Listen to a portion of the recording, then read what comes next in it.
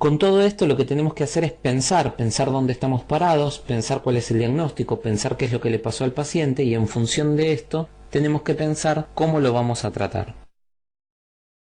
Para esto tenemos que tener en cuenta cuál es la vía del dolor y tenemos que tener en cuenta que hay 5 estaciones sobre las que vamos a tratar de actuar. ¿Sí? La primera estación tiene que ver con la transcripción, que es donde se inicia el dolor y muchas veces en dolor agudo se inicia lo que es la sopa inflamatoria. Tenemos que tener en cuenta que por los nervios se transmite la información, tenemos el periodo de transmisión y tenemos ciertas estrategias terapéuticas que actúan sobre esto. Tenemos la modulación en el asta dorsal de la médula espinal, la modulación descendente, pero también tenemos las vías que ascienden, que hacen estaciones diferentes y que en definitiva terminan generando la percepción y el componente emotivo.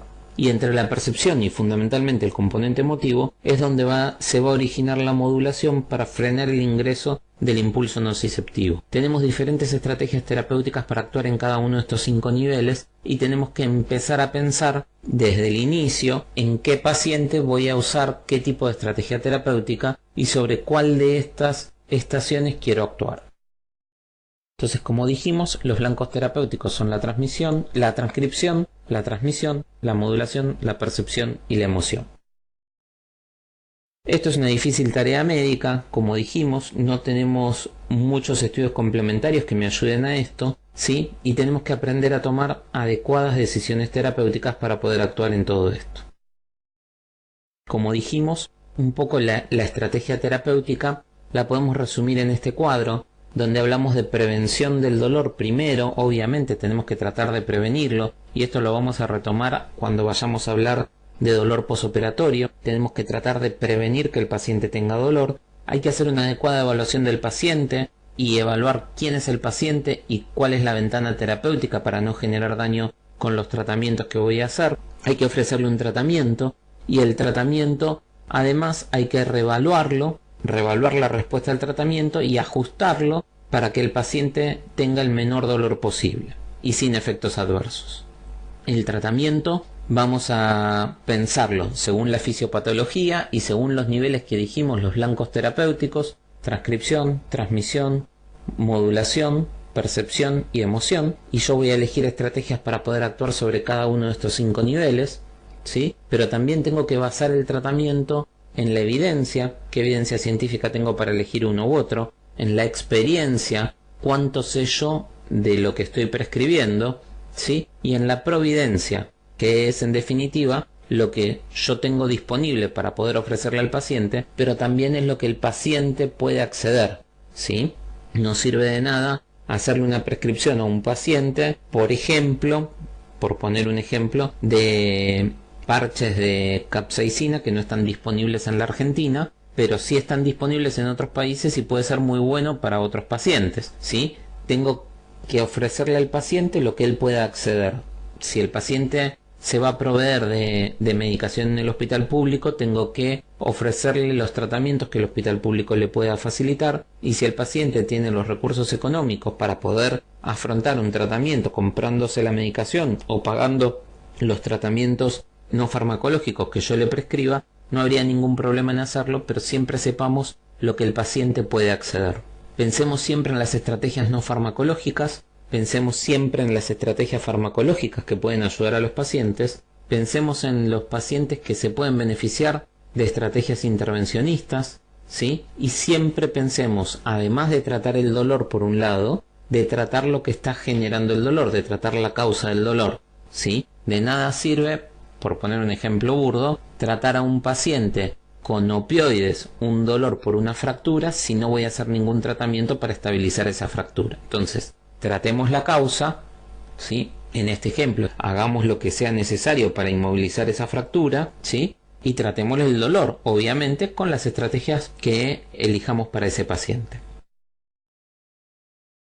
Dentro de los tratamientos no farmacológicos, tenemos que tener en cuenta los psicosociales. Generalmente en dolor agudo se usan poco, ¿sí? Pero tenemos que tener en cuenta si el paciente tiene ansiedad, de tratar de contenerlo adecuadamente, si tiene depresión, de que esté lo mismo, adecuadamente contenido y acompañado, si sufre una situación de estrés postraumático, de que tenga las puertas abiertas para poder hacer un seguimiento de todo esto. eduquémosle al paciente sobre lo que pasó. Esto disminuye muchísimo la ansiedad, mejora la adherencia a los tratamientos, mucho más que si no se realiza ningún tipo de educación. Siempre busquemos el apoyo y el acompañamiento de pares, y hay algunos reportes bibliográficos sobre los beneficios de musicoterapia, aromaterapia, etcétera, con estas cosas. También pensemos en las intervenciones físicas como inmovilización, TENS, crioterapia, que también pueden servir en muchos de estos casos.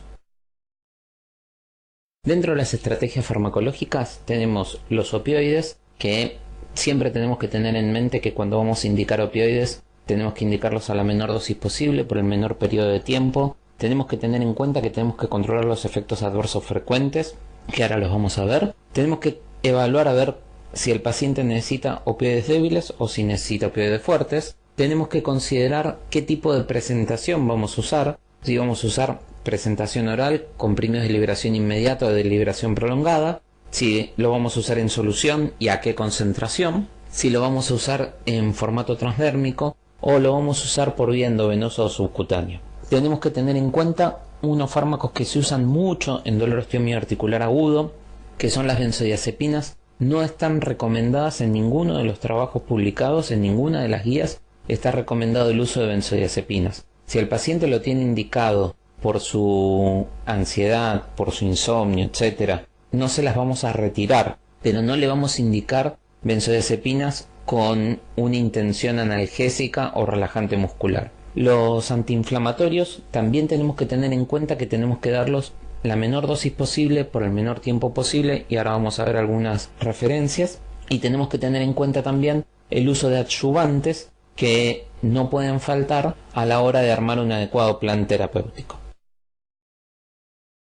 Vamos con los opioides. Tenemos opioides débiles y opioides fuertes. No voy a extenderme mucho sobre los opioides fuertes porque requiere una curva de entrenamiento un poco más importante, pero sí voy a hablar algo de los opioides débiles. Lo que tenemos que tener en cuenta para todos los opioides es considerar que hay efectos adversos que son frecuentes, no importa mucho la dosis en que se usen, pueden aparecer, y es más, la aparición de los efectos adversos tiene más que ver con una cuestión idiopática de dosis y de velocidad de titulación que con una cuestión de la dosis absoluta a la cual lleguemos, ¿sí? Es decir, hay pacientes que empezamos con una dosis muy alta, no lo toleran y tienen todos estos efectos adversos, pero ese mismo paciente generalmente, si empezamos con una dosis muy bajita y vamos aumentando la dosis de manera progresiva, paulatina, probablemente tolere la dosis que antes no había tolerado y tolere incluso dosis mayores. ¿Cuáles son los efectos adversos frecuentes para todos los opioides? Constipación se da en más del 80% de los pacientes que toman opioides,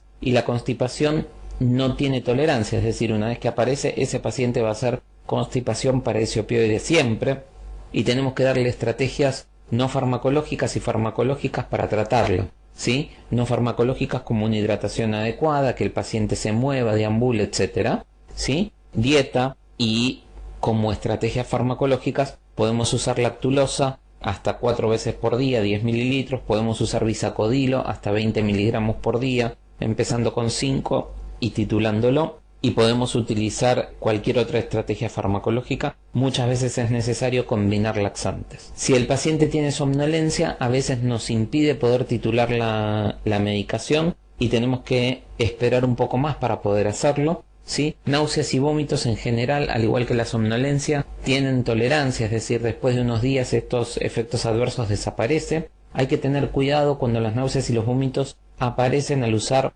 soluciones. Muchas veces hay que ver la fecha de vencimiento y si está precipitado o no, porque a veces los metabolitos que se forman por la degradación misma del opioide pueden generar náuseas y vómitos, pero en general, si empezamos con dosis bajas, estos efectos adversos no se ven. Otro efecto adverso que se ve con cierta frecuencia es prurito. Muchas veces pasa desapercibido, no molesta, y otras veces es importante, que nos hace suspender el opioide. Y tenemos que tener mucho cuidado con abuso y mal uso de los opioides, ¿sí? Que si bien en la Argentina no hay grandes niveles de abuso y de mal uso, es algo que tenemos que prestar atención. En Estados Unidos hay mucho problema con esto, pero en general en Latinoamérica el problema principal que tenemos es la falta de prescripción y de accesibilidad a la medicación. De todas formas, todo paciente que esté con opioides requiere un seguimiento para ver cuándo hay que titular la dosis, cuándo hay que bajarla, cuándo hay que acomodarle, cuándo hay que suspenderlo. Dentro de los opioides débiles, que son en los que me voy a expandir un poco más, tenemos la codeína como primera opción. Viene siempre asociada a paracetamol, ibuprofeno, diclofenac. La asociación con diclofenac no es una asociación racional, asocia 50 miligramos de codeína con 50 miligramos de diclofenac. La codeína hay que darla cada 6 horas. Si damos la codeína cada 6 horas, estamos dando una dosis tóxica de diclofenac. Por esto es que no es una asociación racional, pero existe. La asociación que nosotros habitualmente recomendamos es lo asociado a paracetamol. Vienen 30 miligramos de codeína con 500 de paracetamol o 60 miligramos de codeína con 300 de paracetamol. La dosis máxima recomendada es 240 miligramos por día, que son hasta 8 comprimidos de la presentación de 30 y hasta 4 comprimidos de la presentación de 60, ¿sí? La vida media del efecto es de 6 horas. Hay algunos pacientes que son metabolizadores más rápidos y requieren darle la medicación cada 4 horas, y en pacientes más frágiles, más ancianos, muchas veces lo damos cada 8 horas, ¿sí? Tenemos que tener en cuenta que es una prodroga y que se transforma a morfina, ¿sí? Tramadol. El tramadol es un opioide débil también, tiene un efecto dual, además de tener efectos sobre los receptores mu como la morfina, tiene un efecto inhibidor de la recaptación de serotonina y noradrenalina, ¿sí? Con lo cual actúa como si fuera un antidepresivo. Como antidepresivo no sirve, tiene un efecto muy débil, ¿sí? Pero tenemos que tenerlo en cuenta cuando lo vamos a indicar en pacientes que tengan trastornos psiquiátricos asociados. Existe una contraindicación relativa al uso de tramadol y siempre conviene hablar con el psiquiatra que lo trata para saber si podemos dárselo o no. Lo mismo que tenemos que tener cuidado en pacientes con antecedentes de convulsiones o epilepsia, o en pacientes que hayan tenido traumatismos de cráneo, porque el tramadol baja el umbral convulsivo. La dosis máxima es de 400 miligramos día, en pacientes frágiles 300 miligramos día. La vida media del efecto es de 6 horas, al igual que la codeína es una prodroga, se tiene que transformar en el metabolito activo M1, y también tenemos el mismo problema de que hay metabolizadores rápidos y metabolizadores lentos, y tenemos pacientes que necesitan tomar esta medicación cada 4 horas, porque si no hacen como si fuera un efecto de fin de dosis, empiezan con dolor antes de llegar a las 6 horas y tomar el próximo, y otros pacientes lo necesitan tomar cada 8 horas. Como dijimos, está contraindicado en epilepsia y en trastornos psiquiátricos, ¿sí? Dijimos que la dosis máxima es 400 miligramos por día, y la forma de presentación que viene en gotas, que hay que tener cuidado porque las gotas, no todas las presentaciones comerciales de las gotas son iguales, hay que ver cuántas gotas son 50 miligramos. Hay una marca que tiene 14 gotas por 50 son 50 miligramos, otra que 28 gotas, 20 gotas son 50 miligramos, otra que 28 gotas son 50 miligramos, y otra marca que 30 gotas son 50 miligramos. Es decir, las gotas no podríamos cambiar de marca así nomás, sino que tenemos que tener cuidado cuántas gotas equivalen a 50 miligramos, para poder dar una dosis ajustada a lo que le queremos dar al paciente. La presentación de gotas es muy buena porque nos permite usar dosis muy bajas, por debajo de 25 miligramos.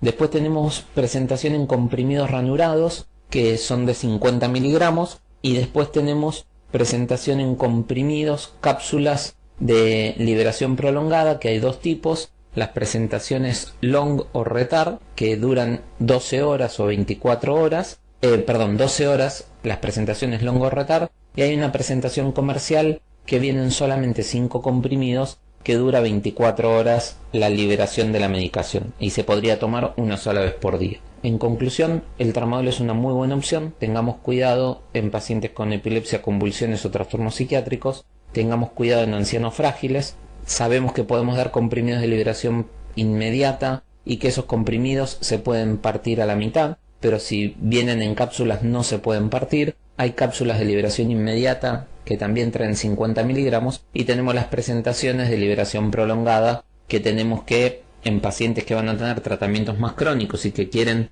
tomar menor cantidad de dosis por día y queremos tener niveles más estables, podríamos usarlas. La buprenorfina es el tercer opioide débil. En realidad es un opioide fuerte, pero que la presentación que tenemos en la Argentina de parches se lo considera un opioide débil porque son dosis bajas. ¿sí? Estos parches vienen de 5, 10 y 20 miligramos y cada parche, la presentación que tenemos nosotros, dura 7 días. Insisto con esto de lo que tenemos nosotros porque hay unas presentaciones de parches que vienen con otra cantidad de miligramos y que duran 3 días nada más. Estas son las presentaciones que generalmente están disponibles en Europa. Las presentaciones disponibles en Estados Unidos son las mismas que tenemos en la Argentina.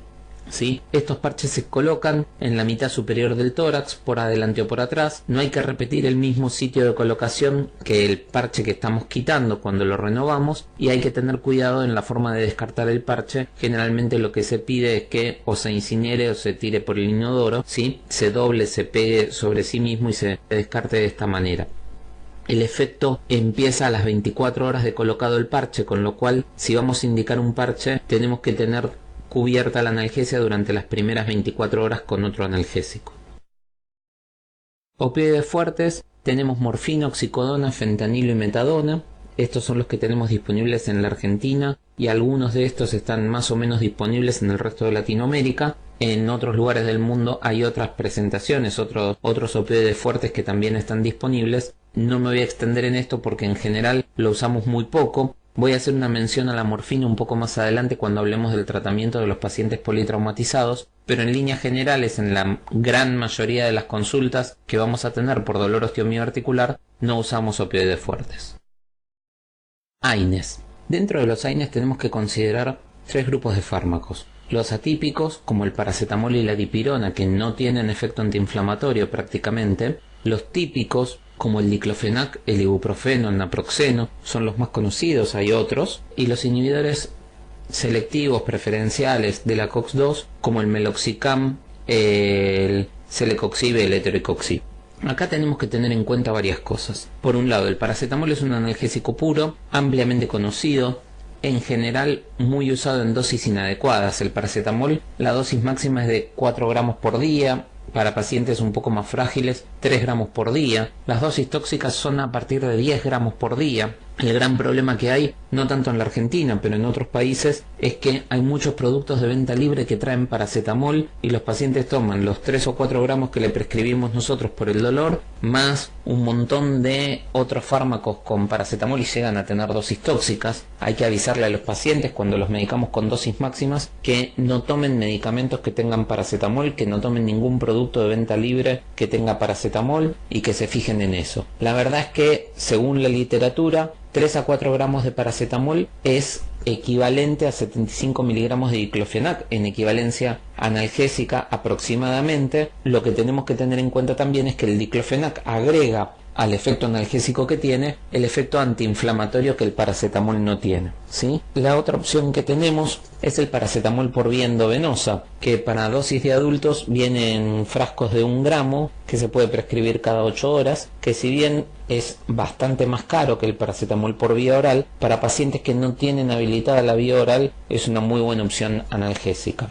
La dipirona viene presentado en jarabe, en comprimidos y por vía y en ampollas para usar por vía endovenosa o intramuscular. Es un muy buen analgésico, no está disponible en Estados Unidos. De hecho hay un estudio Boston donde dice que la cantidad de toxicidad medular es muy importante, pero esto no es algo que se haya podido reproducir ni que se haya visto ni en Europa ni en América Latina, y la verdad es que tanto en Europa como en muchos lugares de América Latina se usa y se usa en dosis enormes con muy buenos resultados, tiene muy buen efecto analgésico. Brasil lo usa en dosis de 500 a 2 gramos cada 6 horas y en algunos casos más. No tienen dosis techo planteada para esta droga. En Europa también se usa muchísimo, en España principalmente, se usa muchísimo por el muy buen efecto analgésico que tiene.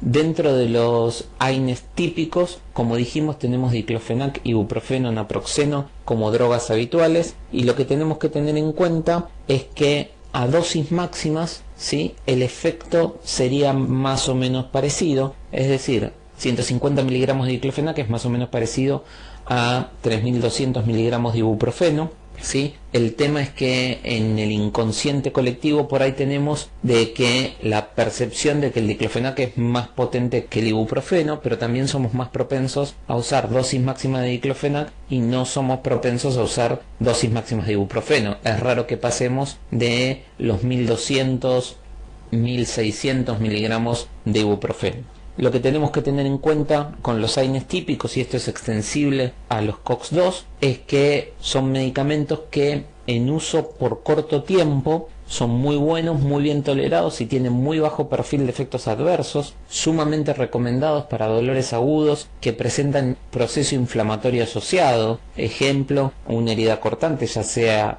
traumática o incluso las heridas cortantes provocadas por un acto quirúrgico, para procesos odontológicos, para traumatismos, donde tenemos un proceso inflamatorio agregado a lo que está pasando. La verdad es que son muy buenas opciones. Lo que tenemos que tener en cuenta es que las tenemos que usar en la menor dosis posible. Generalmente empezamos con dosis máximas y vamos bajando por el menor tiempo posible. No está recomendado en líneas generales pasar de 7 a 10 días con estos fármacos, porque a partir de los 7 a 10 días empieza a aumentar el riesgo de efectos adversos y los efectos adversos pueden llegar a ser importantes. ¿Cuáles son los efectos adversos más importantes? Sangrados, sobre todo sangrados digestivos, ¿sí?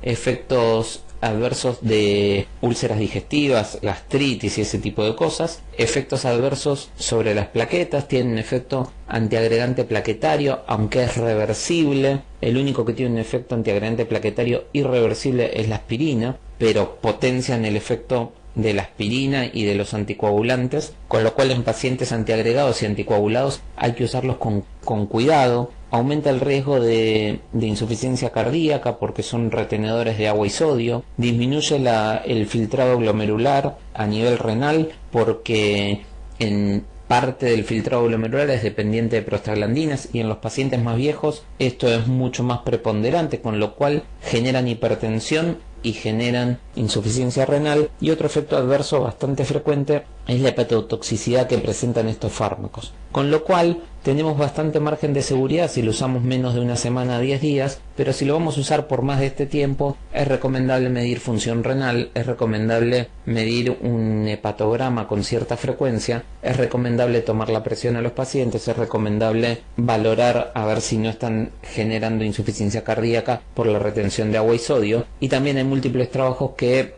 plantean que estos fármacos pueden facilitar la presentación de eventos isquémicos, ya sea a nivel cardiovascular como a nivel cerebral. Dentro de estos AINES típicos está el ketorolac, que no figura en la pantalla, que es muy bueno. La dosis máxima son 90 miligramos, pero tal vez es uno de los fármacos que mayor riesgo de sangrado tiene, mayor riesgo de insuficiencia renal tiene, ¿sí? Y es el único que por disposición de los entes reguladores en todas partes del mundo figura en su aprobación el límite de tiempo que se puede usar. 2 a 3 días dependiendo del país para uso endovenoso, no más de 5 días para uso en total. Tenemos que tener cuidado de que cuando prescribimos ketorolac tenemos que prescribirlo con fecha de inicio y fecha de finalización, ¿sí? Diciendo como un antibiótico que lo tiene que tomar de tal día a tal día. Usos más prolongados a los 5 días estaría en contra de la aprobación de estos fármacos. Los COX-2 son un capítulo aparte por varios motivos. Primero porque la mayoría se toman una sola vez por día y esto es muy bueno, tendrían un efecto, digamos, de vida media más prolongada. Son mejor tolerados digestivamente, presentan menos dispepsia, ¿sí? Y tienen algunas ventajas en cuanto a partir de esta tolerancia se creería que tendrían un poquito menos de riesgo de sangrado, tendrían un poquito menos de riesgo de hipertensión arterial, de insuficiencia renal, etcétera, y por ahí tendrían un poquito más de riesgo en lo que tiene que ver con riesgo de isquemia, es decir, de riesgo de isquemia tanto de infarto como de ACV. ¿Cuál es el tema con esto? Es que en realidad como concepto general son drogas que se deberían asimilar a los AINES típicos. En cuanto al riesgo, deberíamos usarlos por cortos periodos de tiempo y en estos cortos periodos de tiempo tal vez se toleren mejor porque son mejor toleradas desde el punto de vista digestivo, presentan menos dispepsia. Si lo vamos a usar por tiempo prolongado, está recomendado tener los cuidados que dijimos antes, evaluar función renal, evaluar insuficiencia cardíaca, evaluar hepatograma para ver toxicidad hepática, ¿sí? Y tener cuidado con las interacciones con los antiagregantes y con los anticoagulantes. Adyuvantes. Dentro de los adyuvantes tenemos que tener en cuenta varios, y acá menciono algunos nomás, ¿sí? Por la frecuencia de uso. Por un lado, los corticoides. Los corticoides podemos usar cualquiera, La betametasona, que viene combinado con diclofenac y vitamina B, tal vez sea uno de los más usados, y la dexametasona es el otro que es muy usado, y esto es muy importante porque nos puede dar algún beneficio cuando tenemos procesos inflamatorios muy importantes. Particularmente no me gustan las asociaciones fijas, prefiero asociar los fármacos por separado porque me permite usarlos por poco tiempo. Generalmente los corticoides se usan por muy poquito tiempo, en dosis única o por un par de días o no más de 2 o 3 días, y en general en dosis descendiente, y se usan cuando hay un proceso inflamatorio claramente marcado, que tal vez con los antiinflamatorios comunes, con los AINES, no lo pueda solucionar. Muchas veces se asocian con los AINES en estos momentos. El segundo grupo de fármacos son los antiepilépticos, y particularmente acá, entre otros, tenemos la pregabalina y el gabapentin. En general no los usamos de manera aguda, salvo que el paciente tenga un dolor con características neuropáticas, donde sí lo podemos usar asociado al resto del tratamiento que hagamos. En general la pregabalina solemos iniciarla con dosis de 25 miligramos en pacientes frágiles. En pacientes jóvenes podemos iniciar con 75 miligramos por la noche, pero tenemos que tener en cuenta que genera gran somnolencia. El gabapentin es otra droga muy utilizada. La forma de titular es un poco más engorrosa, pero también tiene una muy buena tolerancia y muy buen efecto analgésico para dolores neuropáticos. Y después tenemos los antidepresivos. Dentro de los antidepresivos tenemos particularmente 3: duloxetina, venlafaxina y amitriptilina. La amitriptilina es un antidepresivo viejo que en dosis bajas se usa por el efecto analgésico que tiene sobre los dolores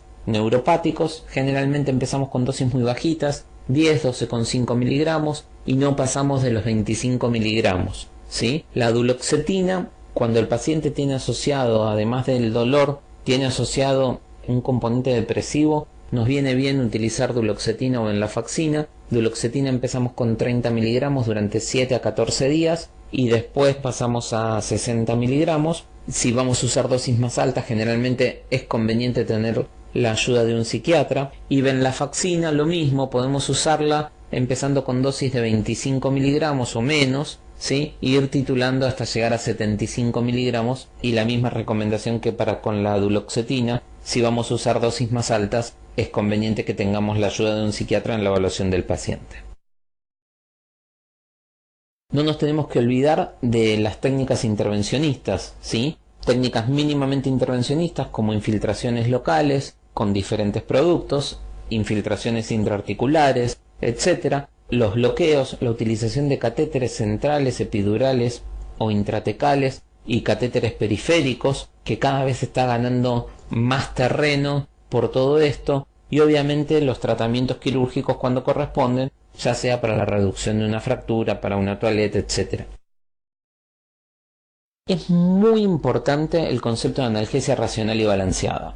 Este concepto lo venimos repitiendo nosotros desde hace muchísimo tiempo, pero cada vez viene tomando más fuerza a punto de partida de todo el problema que se desató principalmente en Estados Unidos y en Europa con el tema del aumento de la mortalidad asociada al uso de opioides que hubo en estos países. Viene resurgiendo esto de la analgesia racional y balanceada. ¿Qué significa esto? La analgesia balanceada o analgesia multimodal son conceptos diferentes pero bastante similares que apuntan a un mismo objetivo: combinar diferentes estrategias analgésicas en bajas dosis para tener menos efectos adversos y potenciación de los efectos analgésicos. ¿Qué es lo que pasaba en Estados Unidos? Utilizaban dosis muy altas de opioides como único tratamiento analgésico, ¿sí? Entonces empezaban con dosis relativamente bajas, iban subiendo y llegaban a dosis realmente altas. ¿Cuál es el concepto de analgesia multimodal? Agarremos los opioides si los necesita, agarremos antiinflamatorios